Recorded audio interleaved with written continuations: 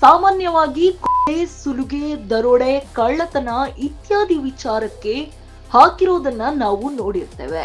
ಆದ್ರೆ ಪ್ರಾಣಿಗಳ ಹಕ್ಕಿಗಾಗಿ ಎಫ್ಐಆರ್ ಹಾಕಿರೋದನ್ನ ನೋಡಿರೋದು ಬಹಳ ಕಡಿಮೆ. ಅದರಲ್ಲೂ ಒಂದು ಬೆಕ್ಕಿನ ಹಕ್ಕಿಗಾಗಿ ಎಫ್ಐಆರ್ ಹಾಕಿರೋದನ್ನ ಬಹುಶಃ ನೋಡೇ ಇರಲ್ಲ ಅಂತ ಅನ್ಸುತ್ತೆ.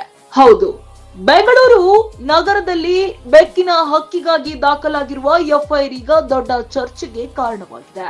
ಗರ್ಭಿಣಿ ಬೆಕ್ಕನ್ನು ಅಕ್ರಮವಾಗಿ ಕಿಡ್ನಾಪ್ ಮಾಡಿ ಸ್ಥಳಾಂತರ ಮಾಡಿದ್ದಾರೆಂದು ಆರೋಪ ಹೊರಿಸಲಾಗಿದೆ. ಇನ್ನು HAL ಪೊಲೀಸ್ ಠಾಣೆಯಲ್ಲಿ 9 ಮಂದಿಯ ವಿರುದ್ಧ ಪ್ರಕರಣ ದಾಖಲಾಗಿದ್ದು, ವ್ಯಾನ್ಸಿ ಸಾಲೆಟರ್ ಅಪಾರ್ಟ್ಮೆಂಟ್ ನಲ್ಲಿ ನಡೆದ ಈ ಘಟನೆ ಪ್ರಾಣಿ ಪ್ರಿಯರ ಕೋಪಕ್ಕೆ ಕಾರಣವಾಗಿದೆ. ಅಪಾರ್ಟ್ಮೆಂಟ್ ನ ಅಧ್ಯಕ್ಷ ಶ್ರೀರಾಮ್, ಸೆಕ್ಯೂರಿಟಿ ಮ್ಯಾನೇಜರ್ ಸೇರಿ ಒಟ್ಟು 9 ಜನರ ವಿರುದ್ಧ ದೂರು ದಾಖಲಿಸಲಾಗಿದೆ. ದೂರುದಾರ ಹರೀಶ್ ಅವರು ಗರ್ಭಿಣಿ ಬೆಕ್ಕನ್ನು ಅಕ್ರಮವಾಗಿ ಸ್ಥಳಾಂತರ ಮಾಡಲಾಗಿದೆ ಎಂದು ಆರೋಪಿಸಿದ್ದಾರೆ.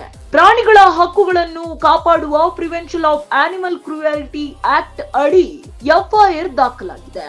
ಬೆಕ್ಕುಗಳು, ಅದರಲ್ಲೂ ವಿಶೇಷವಾಗಿ ಗರ್ಭಿಣಿ ಬೆಕ್ಕುಗಳು ತಮ್ಮ ಸುರಕ್ಷತೆ ಮತ್ತು ಆರೈಕೆಗೆ ಅವಲಂಬಿತವಾಗಿರುತ್ತವೆ. ಇಂತಹ ಸಂದರ್ಭದಲ್ಲಿ ಅವುಗಳನ್ನು ಬಲವಂತವಾಗಿ ಸ್ಥಳಾಂತರಿಸಿರುವುದು ಕಾನೂನು ಬಾಹಿರ ಮಾತ್ರವಲ್ಲ, ಮಾನವೀಯತೆಯ ವಿರುದ್ಧವೂ ಆಗಿದೆ. ಹಾಗಾಗಿ ಯಾವುದೇ ಪ್ರಾಣಿಗೆ ಹಾನಿ ಮಾಡುವ, ಅಕ್ರಮವಾಗಿ ಸ್ಥಳಾಂತರಿಸುವ ಅಥವಾ ಕ್ರೂರವಾಗಿ ವರ್ತಿಸುವ ವಿರುದ್ಧ ಕಾನೂನು ಕ್ರಮ ಕೈಗೊಳ್ಳಬೇಕು ಎಂದು ಈ ಪ್ರಕರಣದಲ್ಲಿ ಎಫ್ಐಆರ್ ದಾಖಲಿಸಿರುವುದು ಪ್ರಾಣಿಗಳ ಹಕ್ಕುಗಳನ್ನು ಕಾಪಾಡುವ ನಿಟ್ಟಿನಲ್ಲಿ ಮಹತ್ವದ ಹೆಜ್ಜೆಯಾಗಿದೆ.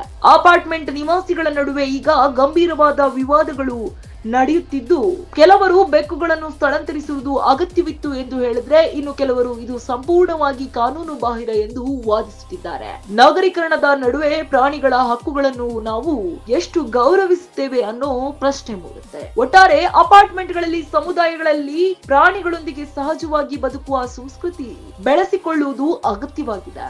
ಬೆಕ್ಕಿನ ಹಕ್ಕಿಗಾಗಿ ದಾಖಲಾಗಿರುವ ಈ ಎಫ್ಐಆರ್ ಕೇವಲ ಒಂದು ಪ್ರಕರಣವಲ್ಲ, ಇದು ಪ್ರಾಣಿಗಳ ಹಕ್ಕುಗಳ ಬಗ್ಗೆ ಸಮಾಜದಲ್ಲಿ ಅರಿವು ಮೂಡಿಸುವ ಒಂದು ಸಂದೇಶವಾಗಿದೆ. ಗರ್ಭಿಣಿ ಬೆಕ್ಕಿನ ಕಿಡ್ನಾಪ್ ಪ್ರಕರಣ ಬೆಂಗಳೂರಿನಲ್ಲಿ ಪ್ರಾಣಿಗಳ ಹಕ್ಕುಗಳ ಹೋರಾಟಕ್ಕೆ ಒಂದು ಹೊಸ ಅಧ್ಯಾಯವಾಗಿದೆ. ಇದಿಷ್ಟು ಈ ಹೊತ್ತಿನ ವಿಶೇಷ ಸುದ್ದಿ. ಇನ್ನಷ್ಟು ಸುದ್ದಿಗಾಗಿ ನೋಡ್ತಾ ಇರಿ ಸಪ್ತಾಶ್ವ ಟಿವಿ.